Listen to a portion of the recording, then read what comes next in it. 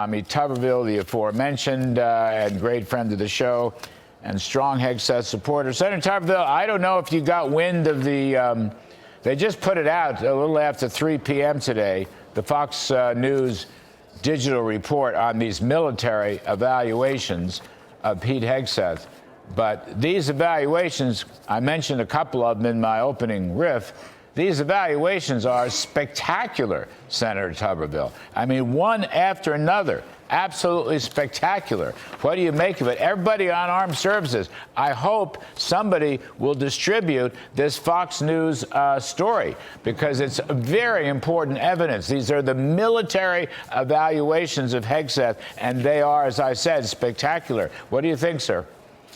Outstanding resume, Larry. I was in that press conference today with a lot of people that had served with Pete, and just listened to story after story about how he motivated people, how he took his command and led his people into battle. He did things that a lot of these woke generals that have been in the Pentagon would just dream about. Pete has actually done it. And as you heard me say, we don't need anybody that's not been there before. We need somebody that's been there, done that, knows the experience, but understands what they're really getting into. He has a very tough job of leading, 1.2 or 1.3 million people in the armed services in the right direction. We've got to get away from all this woke agenda, get away from affirmative action, and start building a voluntary military that really believes in this country and the future of this country.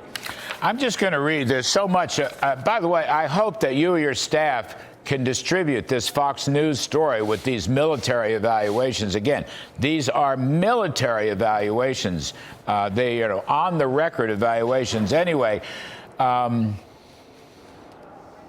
Iraq, Fox News digital evaluators described him, this is in Iraq, absolutely outstanding officer who was intelligent, mature, and extremely gifted, and had become a tremendous asset to his battalion and had contributed immensely to the battalion's performance during the past 6 months. That's just one of many paragraphs of extraordinary evaluation. Nothing like this report has come out thus far. Nothing like this report has come out. And it just seems to me that all these, I regard them as scurrilous personal attacks on him for stuff that went on years and years ago and had nothing to do with his military performance.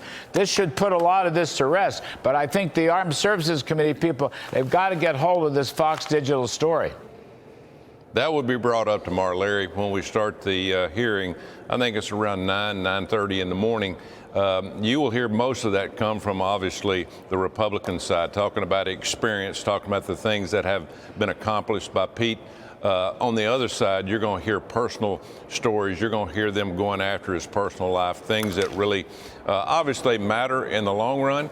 But at the end of the day, nobody's perfect. We've got to make sure that we put somebody in this position that has experience and understands the warfighter and not the warmonger. We need to build this military back. Well, none of those personal allegations amounted to any official charge by the local authorities in California at some conference. There was no official charge, as I recall. Yeah, and the FBI investigation is back. The ranking member and the chairman of our committee have read those. There's nothing there that would bring up any allegation that would keep him from taking this job and doing a great job with it. So everything's kind of fallen into place. But again, you're going to have a huge attack tomorrow starting about 9 o'clock from the left. The Democrats can't stand anybody that's going to come in and make a change for the American people for the better. You know, they want to continue these woke policies. Well, I think also, look at woke policies. Hegseth has pledged to end those woke policies and DEI and so forth, and to reinculcate, if you will, to reinculcate a warrior culture in the Pentagon, which, by the way, would undoubtedly help morale. I mean, there's a lot of great people in the Army and the various services. We know that. They just need support from someone who's very strong. But, I mean, here's the point. Mr. Trump wants to change. We need a complete change of American foreign policy over the last 4 years. It's been a policy of appeasement. America has lost ground. The world has become a far more dangerous place. You know this as well as anybody else. My point is, Trump wants to turn this around, completely reverse this, and basically he wants Pete Hegseth at his side, at his elbow as defense secretary. And that is something that Mr. Trump has earned. It's part of his policy mandate for change, is it not? Exactly right. And as I said today in the press conference, we can talk about inflation, the border, the crime, our bad education, but if you don't have a strong military to protect the people in this country and our allies, it makes no difference. We have to get somebody like Pete in there that's going to rebuild the military. It's divided, Larry, as we speak. I've been all over the world to military bases. There's all kind of people trying to do their own thing. We need to get back to the team approach when it comes to the United States military. We need to be a lethal fighting machine, and the only way you can do that is start from the top. You can't build up from the bottom. You got to start from the top and have that leadership like Pete has. Okay. Well, I hope the hearings go well, and I hope this breaking news story by Fox Digital gets around. It's really quite something. Before I let you go, Senator, just one last thing. This Greenland story, okay, this story continues. It has legs and more legs.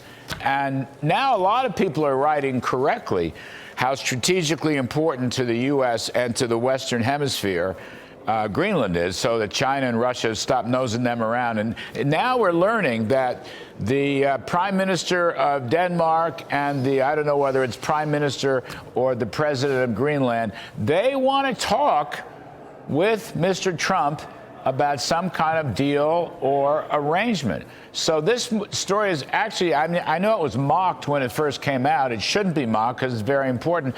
The news over the weekend, they want to talk. Denmark wants to talk. Greenland wants to talk. I'm sure Mr. Trump is willing to negotiate something.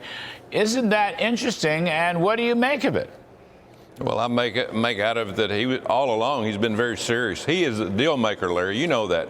President Trump loves to make deals, but he understands the national security aspect of what's going on with Greenland. They have minerals, they have resources. At the end of the day, they want better leadership in Greenland. They've said that. And so I think President Trump will sit down with all the entities. We need to make sure also that we understand that China and Russia is moving into the Arctic Circle. They're moving in with their ice busters. That's very close. We need some kind of presence there. Right now, we do have a military presence, but if we could make a deal with them in terms of giving them more presence, then we've got to be able to protect our northern front. And what better way to make a better relationship with Greenland, also get a better relationship with the people in the Antarctic in terms of being able to protect that. There's so many things that could make us stronger and better. Only President Trump would ever come up with something like this, but I am all for it. All right. Senator Tommy Tuberville, thank you, sir. We appreciate it very much.